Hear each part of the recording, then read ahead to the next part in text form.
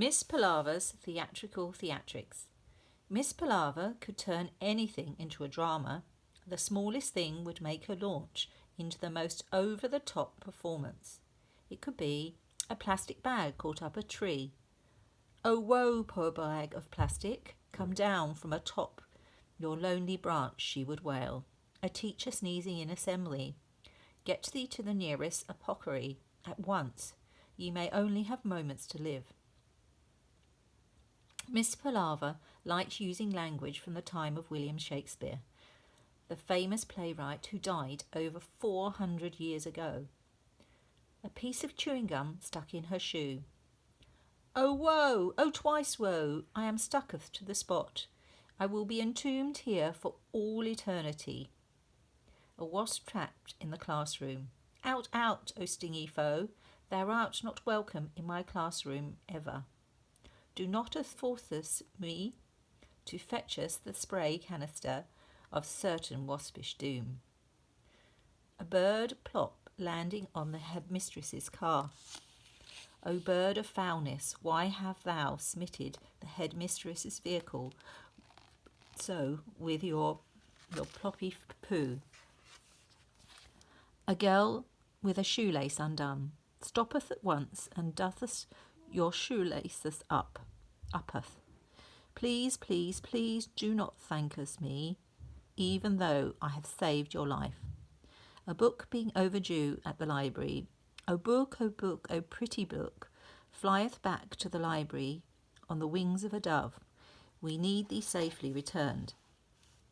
A shortage of baked beans in the school cafeteria. I weep for me, I weep for the children, I weep for baked bean lovers of all the world, over all the world. We must have baked beans, beans and more beans, or we may as well rolleth into a ditch and die. In case you hadn't already guessed, this particular world's worst teacher taught drama. Miss Palaver's appearance was, in a word, theatrical. The teacher dressed as if she was as if she had travelled in time for hundreds of years ago. She wore a long scarlet velvet cape, which billowed out on windy days. On the cape was pinned an antique gold brooch with the symbol of drama, the twin masks of comedy and tragedy. Underneath the cape, Miss Palaver wore an antique blouse with ruffled collar and cuffs, a tweed skirt that went all the way down to her ankles. Her shoes were heeled, laced-up boots, which were last popular in Victorian times. She wore her half-moon spectacles on her chain around her neck. No one had ever witnessed her bringing them up to her eyes, so they might have just been part of her costume. Miss Palaver taught at the Lady Ostentatious School for Posh Girls, a posher school than you could not find. The school was set in a grand stately home, hundreds of years old. There were marble statues on the lawn, chandeliers hanging from the ceiling, and gold-framed oil paintings adorning the walls. All the pieces of furniture, even the girls' desks and chairs, were priceless antiques. Miss Palaver thought of the school as the most perfect place for her. She loved the grandness, the history and the snobbery of it. The school was like a reflection of her. She had taught there for decades. Try as they might, they couldn't get rid of her. Over the years, Palaver had directed some memorable school productions there. First was her infamous Miss Palaver's Complete History of the World. It was a performance that lasted 17 hours with no interval. The proud parents in the audience slept in shifts, waking each other up when one of their daughters had a line in the play. If anyone tried to pop out to use the toilet, Miss Palaver blocked their path with a staff. Ye shall not pass, or ye shall miss a good bit. Musicals were Miss Palaver's greatest love. She wrote one about her fish, which she called William Shakespeare. The drama teacher cast the head girl as the fish, who was given a snorkel and flippers. A giant glass bowl was built, filled with water, and she was dropped in it. Sadly, none of the songs from The Goldfish, the musical, could actually be heard, as they were all sung under water. Who could forget a self-penned play of her own life? Miss Palaver, the tears and the laughter of a legend. All those who had the misfortune of seeing this one-woman show tried to forget it, but sadly it was seared into their memories forever.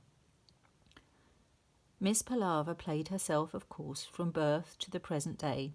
She was, according to the script, the most beloved teacher who ever walked the earth. A wordless one-woman ballet, Amoeba, in which Palaver dressed up as the smallest creature on earth and pranced around the stage for 4 hours, was considered to be her absolute worst.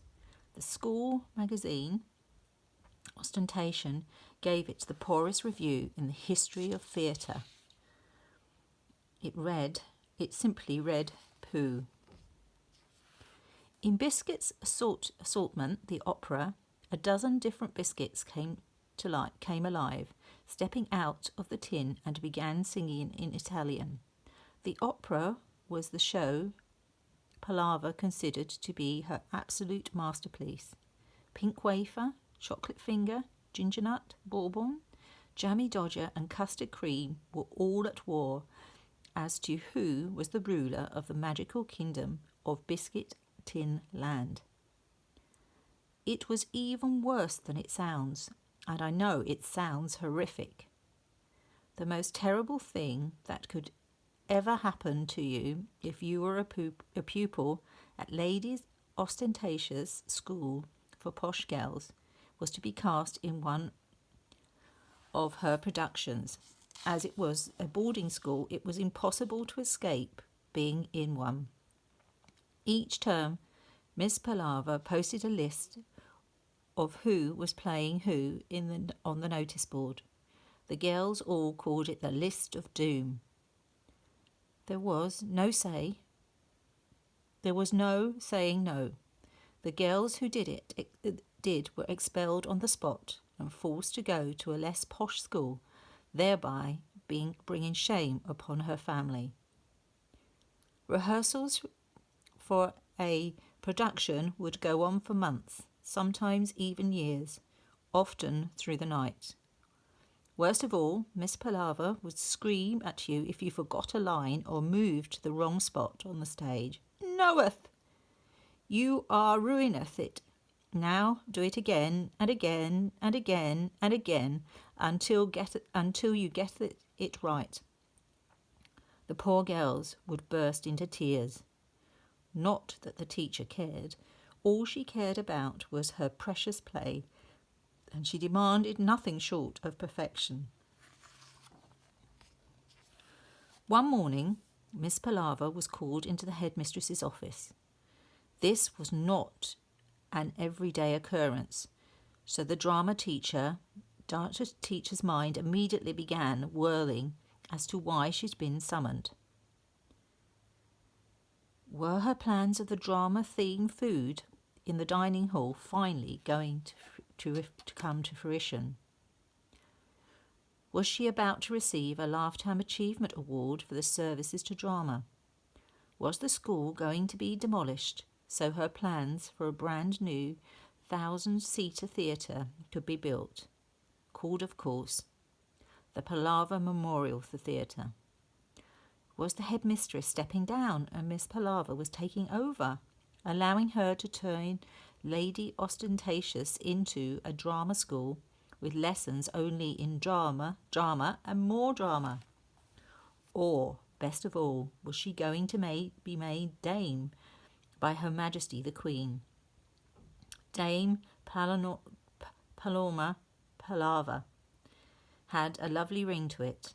The question the answer to all these questions was a big fat no. Miss Palaver didn't know that yet. The school secretary led her into the headmistress's oak-panelled office, as you might expect, from a school so drenched in history.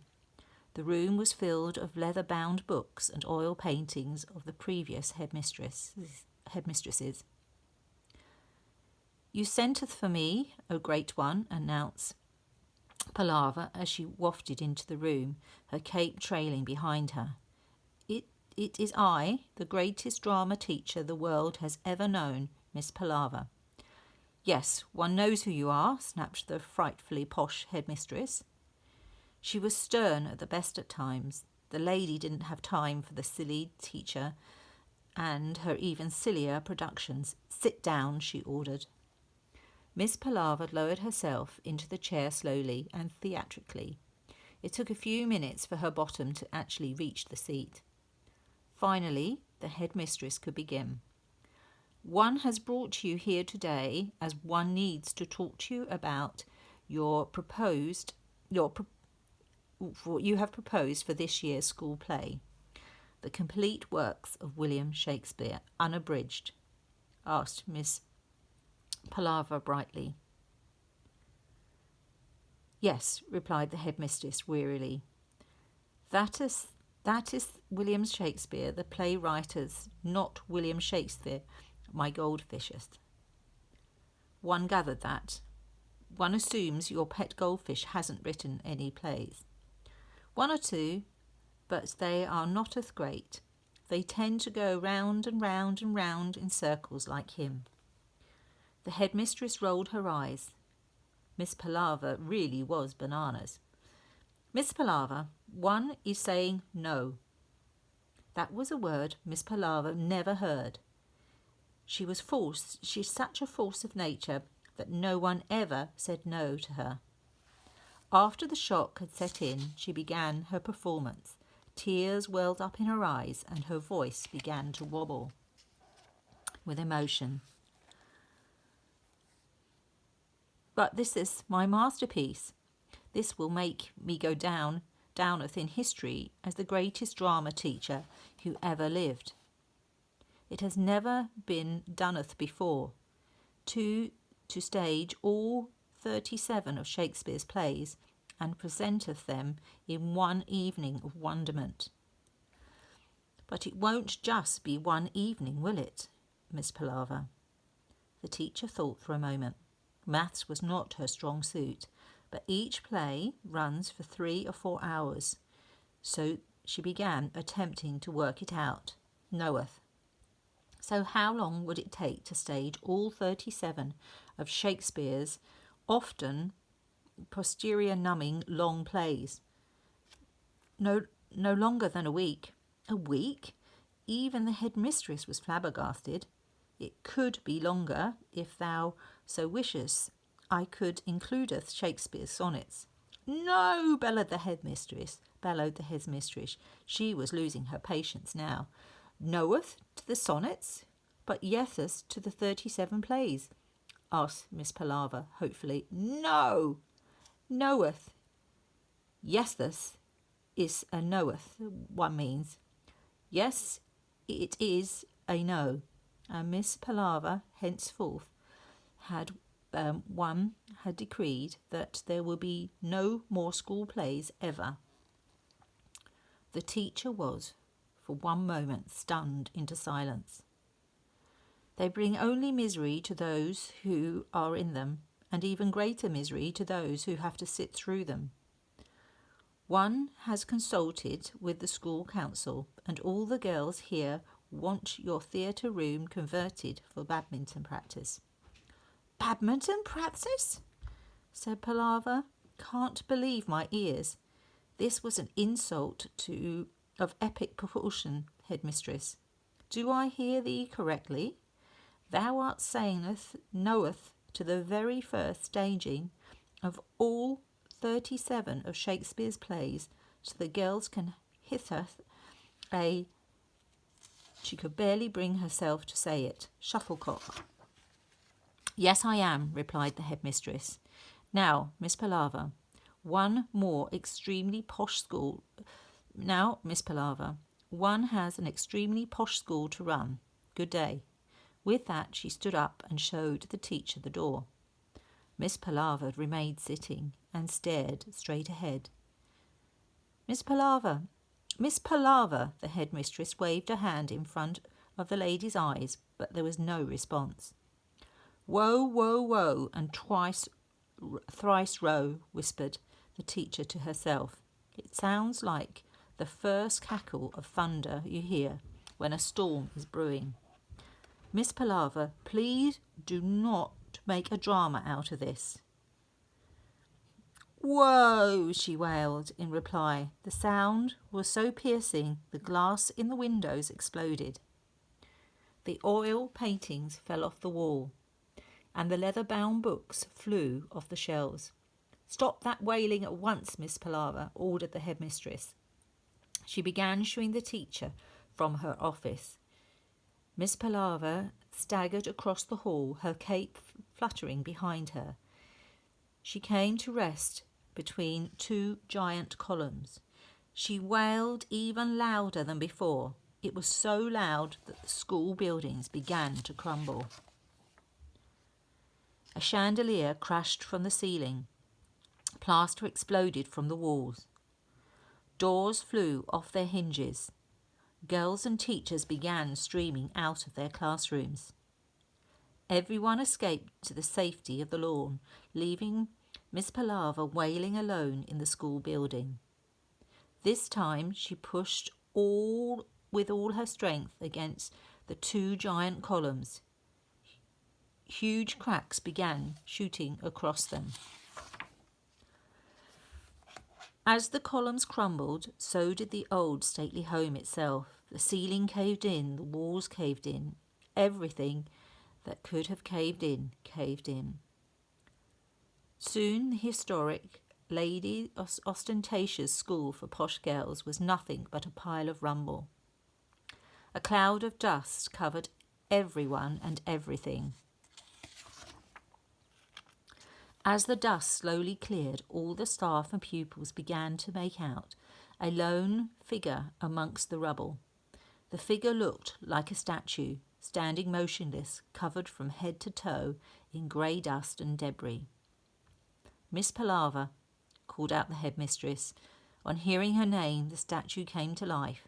She asked hopefully, Have thou about I just directed 36 of the Shakespeare's plays.